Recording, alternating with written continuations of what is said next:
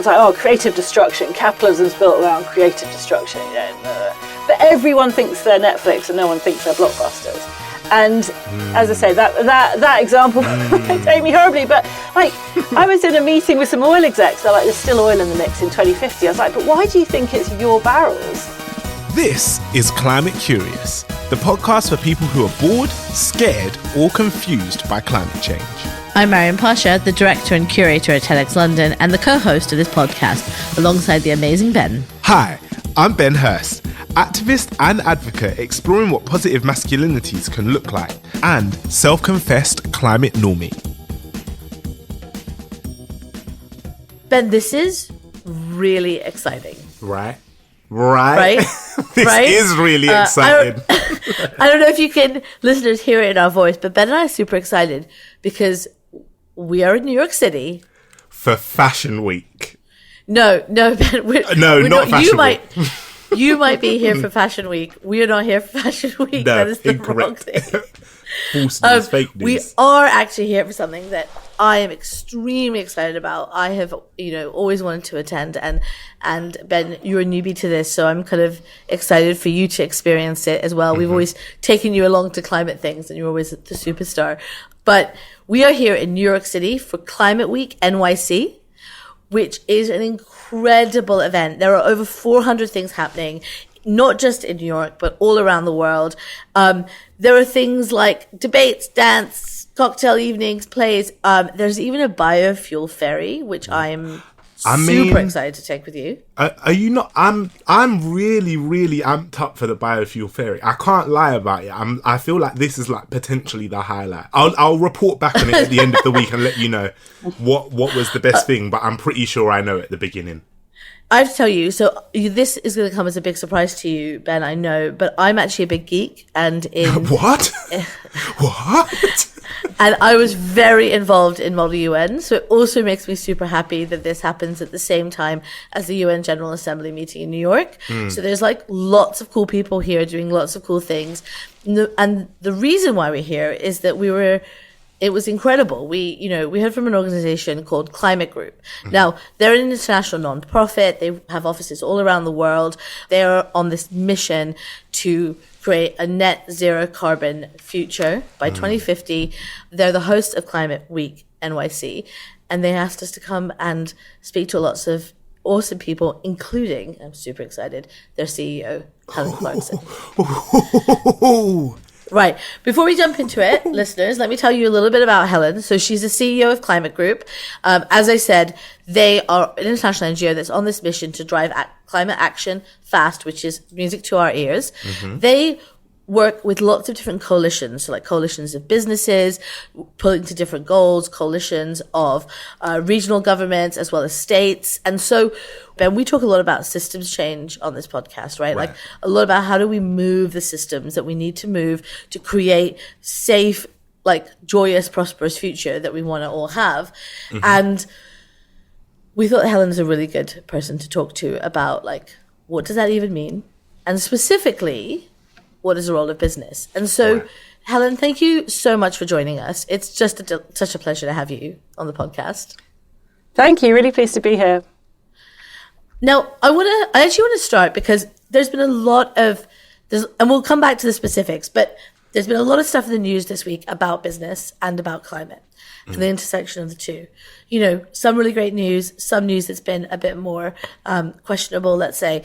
But one of the things I really wanted to ask you is, first of all, why is something like Climate Week NYC so important? Like, what are you hoping to achieve by bringing all these groups together? Thanks. Yeah, so Climate Week NYC, it's been going, I think this is the 14th year. And in a way, the purpose of it has changed over that time. So at the beginning, and the reason we set it up, actually not alongside Fashion Week, it does happen to be then, but alongside the UN General Assembly, which happens alongside Fashion Week. We can work out why that is. But the UN General Assembly, every September in New York, and the second week of that is when world leaders turn up. And so our goal was always to have this huge conversation about the climate when world leaders are there and they have to sort of look at our posters on the street and turn up to our events. And over the years, we've had a good selection of world leaders come and speak, at the opening ceremony. And you've had Jacinda Ardern, we've had, the Secretary General then of the UN come at times. Really great engagement. So that's kind of worked. Now, over the period of that 14 years, we've made a lot of progress on climate. Is now much more on the agenda of world leaders. In some years, they've done a World Leaders Summit over at the UN on the same day. That was great. That was a couple of years ago. And the world has really shifted on climate, and we are much further forward than even we were sort of 5-6 years ago. So in that sense, the purpose has changed. I still think you need to remind them, this year, it's so urgent to keep climate up there in the conversation. We can think of all those other huge and very important things that are happening in the world, but climate's not going to wait for us to deal with these other critical issues. We've got to keep going alongside. So we need to keep it front and centre in the conversation. But increasingly, it's also become the kind of moment in the year where different groups gather, whether those are business CEOs, whether you mentioned some of the events that are happening, community activists, whether they're governors of states and regions that we work with coming together, all coming together in one place to have a conversation about the climate and learn from one another. And it's a galvanizing moment in the year for climate action. It's really interesting, right? Because from the outside looking in, I always feel like everybody knows everyone. I feel like everybody is already working with everyone. And I also feel like another thing you were saying, right, is about like bringing attention to people in positions of power. And I as a climate normie, like someone on the outside looking in again, I always get the feeling that like it always feels like it's really on the agenda every year, and then every year nothing happens. Or obviously that's a massive oversimplification, but it sounds really cool because it sounds like super grassroots activism masked in like a huge conference and loads of events, which is like a nice way of getting people to think about things that you want them to think about. Yeah, and I think there's a few points you make there. The climate, we sometimes talk about the climate world, and I think that has been quite small, but is growing. And, I've been doing this role for 5 years, and certainly when I sort of took on, running this organisation, and I'd come from the broader sustainability world, which is its own world, and thinking about a kind of broader group of issues, and I really wanted to focus on the climate. And yeah, I remember turning up something, God, everyone knows each other. And it was this group that had really been kind of, I think, sort of the baptism of fire that was the Paris COP, right? And they really worked hard to get that agreement, and they had that kind of, bonded thing, as we all know from our lives when you've gone through something with people and you have that bond. For years we've been saying to businesses, you need to engage. So to see that kind of group of business leaders who get it grow from just, a few years ago, it was always Paul Polman, who was then chief executive of Unilever. He was everywhere. And I was like, we're so bored of hearing from Paul. It's like, he's the only one doing anything. Shout out to and Paul. Now, yeah, exactly. He's great. And he'll be speaking again this year. And I'm actually going to be interviewing him. And it's always really interesting to talk to him, because he's been doing this for a long time and just has such clear-sighted perspective on what's happening, but also the challenges faced if you're running a big business like that. But now the group is growing wider.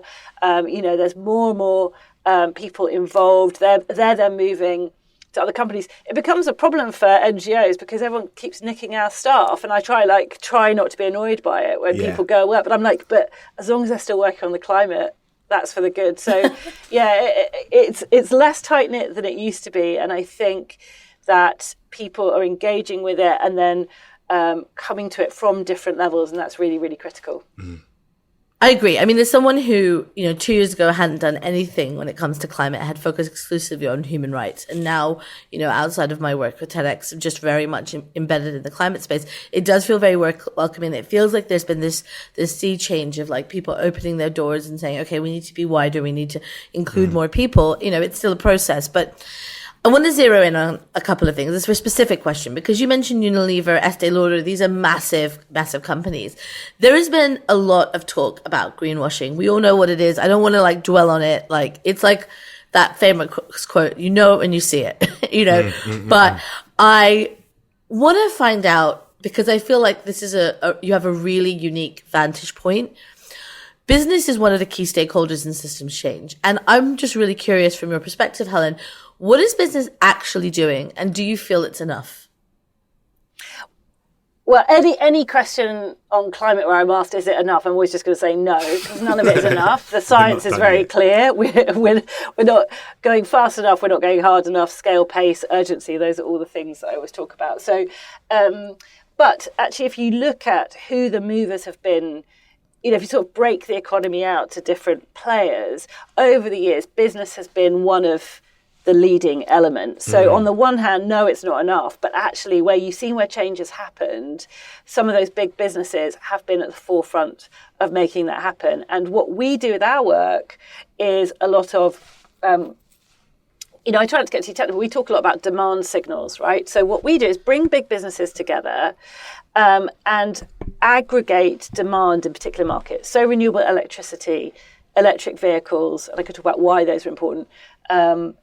And we're starting to look at kind of materials like steel and concrete and bring together businesses that make a commitment, that they say we're going to be at 100% renewable electricity by 2030 or 100% electric vehicles in our fleet. And what that does is it sends a signal both to the supply side of a market, so the automotive manufacturers, and to policymakers to say, business is here and ready to make this change. You need to support us. We need to get the market's moving in order for us to be able to fulfill that promise. And then what we do is a couple of things. First of all, we check in on the businesses. How are you doing on your commitments? Are you getting there? If not, why not? And not in a kind of accusatory way, hopefully. We do have the odd interesting conversation, like, what are you actually doing? But a lot of the time it's like, what's stopping you going faster? Okay, we can take that to policymakers. So let me give you an example of electric vehicles, because I think sometimes people think, why are you talking to companies about their cars? So in a market like the UK, more than 50% of new vehicles purchased in any year are bought by businesses, corporate fleets. A lot of us sort of forgotten that idea, but company cars are a really big part of the automotive market. Right.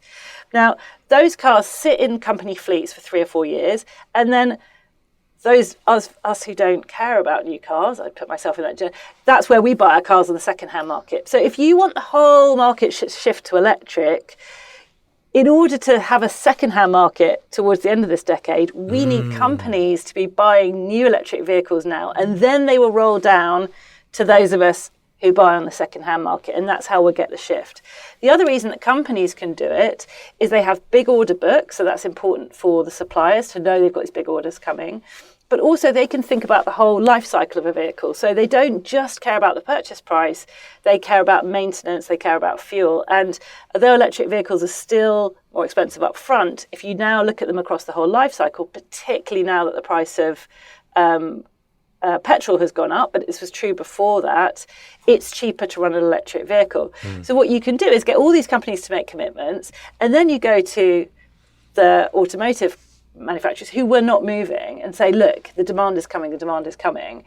And what we did then in the run-up to COP26 last year was to get a subset within this group of British companies, particularly ones which had British in the title, take that to the UK government, who like those sorts of companies, and say, if you are more ambitious, we will back you. And what governments, particularly centre-right governments, don't want is businesses having a go at them in the pages of the Financial Times, essentially. It's as simple as that. So if you can get businesses to say, come on, government, be more ambitious, we're here, that gives room for the government to set that target. And indeed, the UK government committed to phasing out what we call to the internal combustion engine vehicles, essentially, by 2030, which is one of the most ambitious targets in the world. So that's how we think. And you talked about system change. I was glad to hear it. But I wanted to give that an example of how you think about something like the road transport system and start to put the building blocks. We know what we need to do by 2030, and you've got to kind of row that back to today and think, right, what changes can we make now? That's such a good example. Do you know why? Because it answers a big question for me, right? Which is like, we talk a lot about just transitions and like how to swing the pendulum and get like the masses to change their buying habits, for example, in terms of cars. And I've always thought like most people I know are not buying electric cars. They don't want to do it, partly because of the cost like upfront of buying an electric car. So I guess the idea of like creating a second-hand industry is a really good idea. I feel like you've answered a question that I've never even considered. Yeah, and I think we asking, always think of cool. electric vehicles. That's a luxury vehicle. Why would I do that? I personally have a very old car that I bought off my mum, and I think it was old when she got it, and I'm sort of running into the ground, and I sort of feel like I'm in a race between it collapsing and electric vehicle being at the price I'd be willing to pay for it. Right. So I encounter the AA man quite a lot. Let's put it that way. And the last guy I talked to, my battery was replaced yet again. Was sort of saying, I'm never going to make the change. I said, have you driven an electric vehicle? Yeah. I was like, what was it like? Brilliant. Yeah, no, I love driving. I loved it. And, part of the issue for him is they need a lot less maintenance. So I think there's a kind of vested interest thing. But we had quite an interesting chat about it. And I think, the other thing that we did, just to kind of keep going on the electric fleet stuff, is we worked with BT, have been a big partner to us, and OpenReach, which everyone knows is the people who actually lay the internet cables, and their engineers drive around vans, and they've made a commitment to shifting those to electric. And the CEO there initially was quite resistant, but now he's a really big advocate and proponent. And we went around and did some sort of interviews with their staff, and one of them said, what I love about it, I love driving it, but also I used to have a diesel van, and I'd get in it at 4 a.m. in the morning, and that would wake everyone in my street up. Right. But now I'm in my electric, and I'm really proud. And this feeling of it's a minor point, but people do love driving them. And so, again, I don't think we should be putting it on individuals saying you've got to be going out there and buying a £30,000 car. We need to get companies who give their staff new vehicles, or give them, whatever the deal is, providing those, and that will roll down. And the US is a different market. Many more individuals buy new cars, so you need different tactics there, but Europe's very similar to somewhere like the UK, this percentage. We are big fans of EVs on this podcast. We had Monica Araya on in season 1, and she talked about bus drivers who had the same feeling of like joy and pride when kind of driving electric buses. And I do think that those stories just show a part of the climate conversation that we don't talk about enough. And I get why, when there's so many big things literally on fire, you're kind of driven to problem solving. But there's like a real joy sometimes in climate solutions that is totally unexpected. Yeah. And I think EVs are like the most tangible one that you can think of. And you mentioned climate justice, and I think one of the things that is very overlooked in the conversation is, where air pollution ends up. And I think that connection with air pollution and the poorest communities, in the US, we've seen really big examples of this. You think about water poisoning in Michigan and things like that. And I think, it can be hard to sort of think, well, EVs are a climate justice solution. I don't think they aren't straightforwardly, but there is, renewable energy and electric vehicles, electrifying things, essentially is cleaner. That is going to improve air quality. It's going to reduce air pollution. And we know that typically poorer people live where there's air pollution because richer people move away from those places. And so I think, again, these are long-term, big picture ways of thinking. And that is challenging, and people have got problems in front of them right now. And me sitting here going, well, if the government had listened to us and insulated all the properties when we told them to, that's not great to listen to, but we've got to keep bringing this long-term thinking back, and I think that's what's really missing. Inspiration doesn't come in one-size-fits-all packages, but TEDx London's Beyond Borders event gets pretty close. Join us at TEDx London on Sunday the 2nd of October at the iconic Sadler's Wells Theatre, where 10 expert speakers will explore the theme of Beyond Borders, how we see the world beyond the boundaries, silos, and labels that keep us divided, and ignite change through collective action. Real inspiration, real ideas, real change. Grab your tickets at TEDxLondon.com. See you there. And remember, you get 15% off with the code CCLIVE. That's CCLIVE. Stay curious. Every time you name a market, I'm like, I've never considered that. But it's really important because I think one of the conversations that's come up a lot on the podcast has been this idea of supply and demand and who has the responsibility of moving first. I don't know what the answer is, but I'm glad that you're moving people into the position of the increase in the demand so that the supply has to be there, and then everybody wins, right? Rather than it being like, take a gamble and just do this thing, and then nobody's buying the products that you're making, which is cool. Yeah. So our thing is more like, if you build it, we will come. And that expression. So it's sort of giving assurances to a supply side of the market, because when people talk a lot in sort of business theory about first mover advantage, I mean, there is sometimes, but there's also a kind of, my mental model is everyone standing at the edge of the pool and wondering who's going to jump. And you get some leaders like jumping, but actually what people really want is, and what businesses want is, they'll talk about a level playing field, so many metaphors, but level playing field, like they want the rules of the game to be the same for everyone, because then they can innovate. And a lot of businesses, when you think about kind of dynamic capitalism as it's sort of constructed, which flaws with that, but innovation is at the center of that kind of theory. But they want to innovate in a set of rules that doesn't penalise them. And I remember years ago, I did some work directly in a previous role with Nike, and they were getting a lot of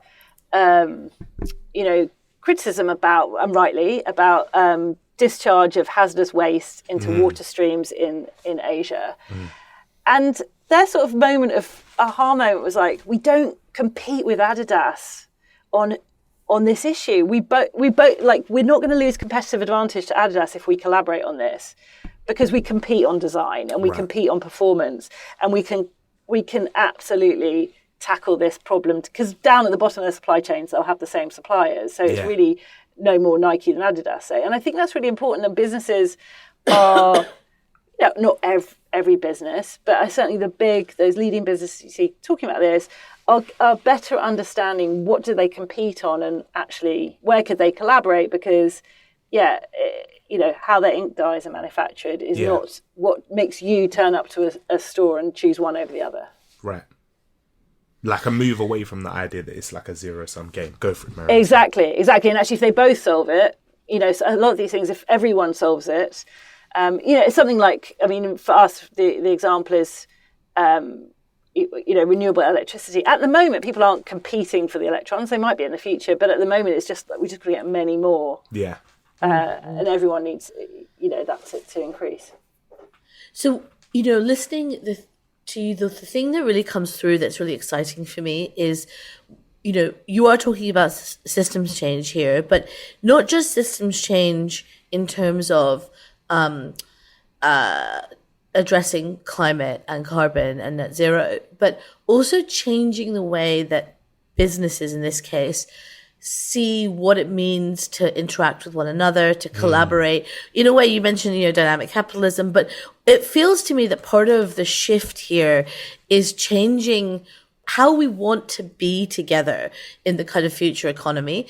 But if we zoom out for a second, I'm just curious to see, do you envision that if this work, all of this work and all these components go really well, that we'll be living not just in a kind of cleaner, better climate, net zero future, but one where things like capitalism have also shifted? Yeah, I think so. I mean, I think that capitalism, and when we talk about capitalism, I think it's kind of the kind of Anglo American model, because I think there are European, I think the German model is probably a little bit different already, but yeah, I think we do need that broader conception. I mean, I think that one of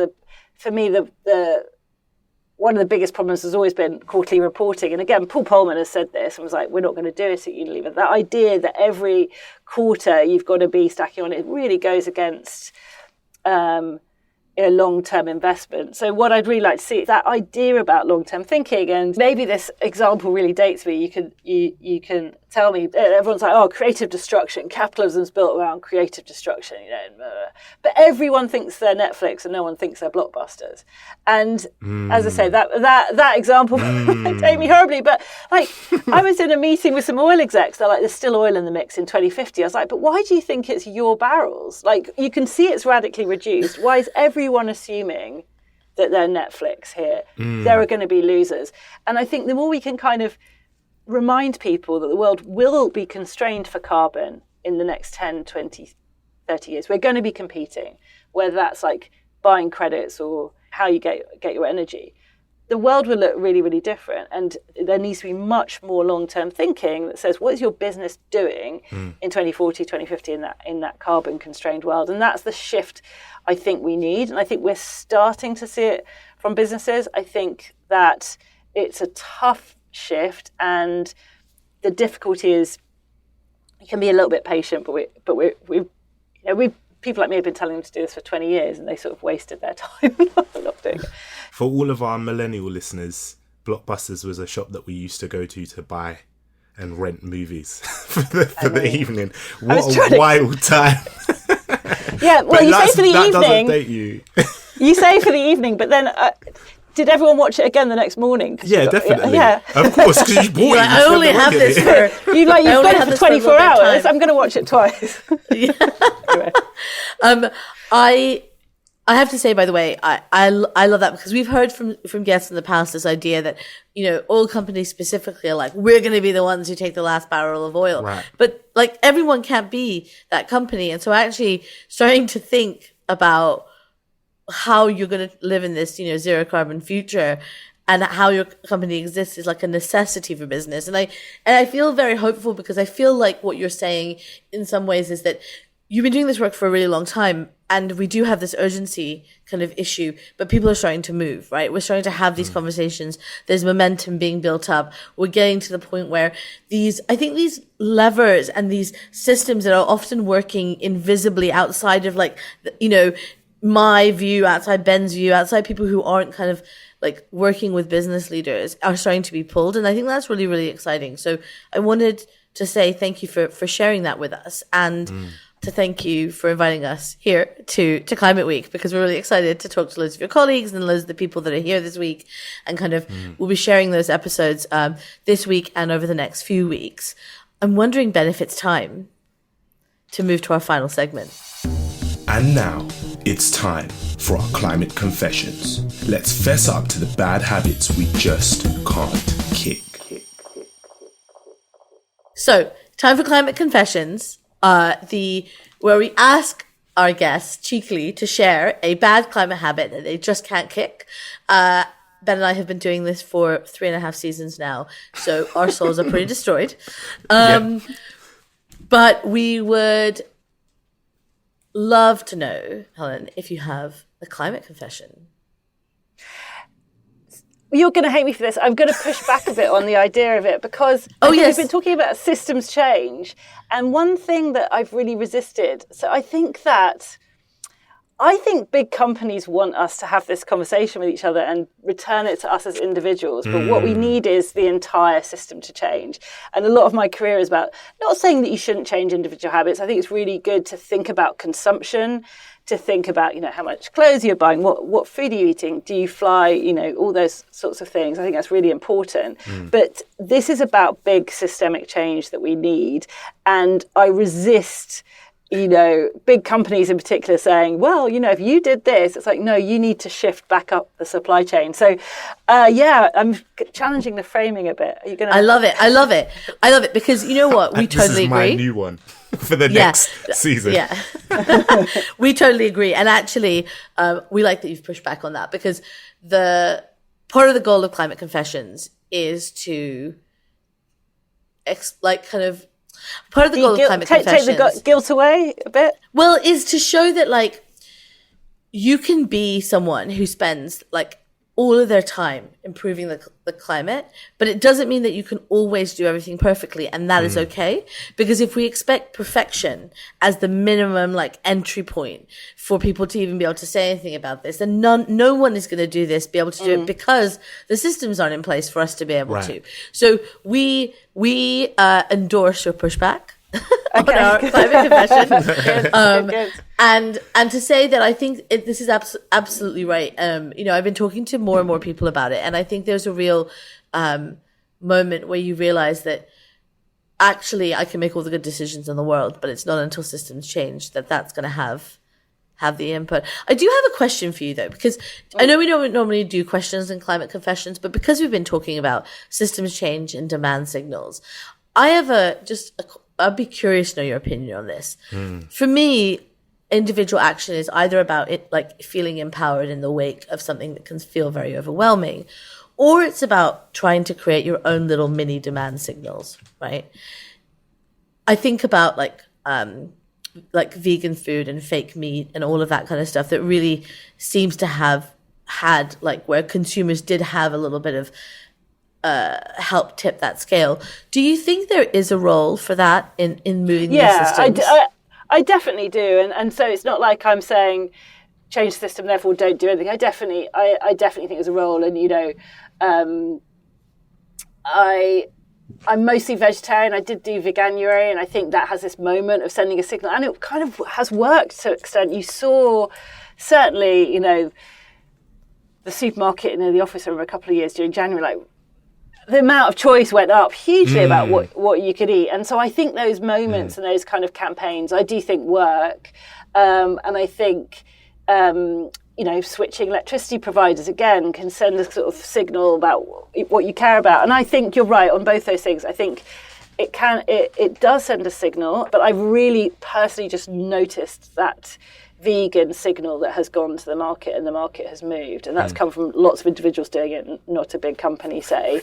And I think that's worth doing. And I think you're right, it also feels kind of empowering to think, you know, where am I emitting carbon? The other thing that's worth remembering is that every single molecule of carbon makes a difference. So however tiny, it is worth saving.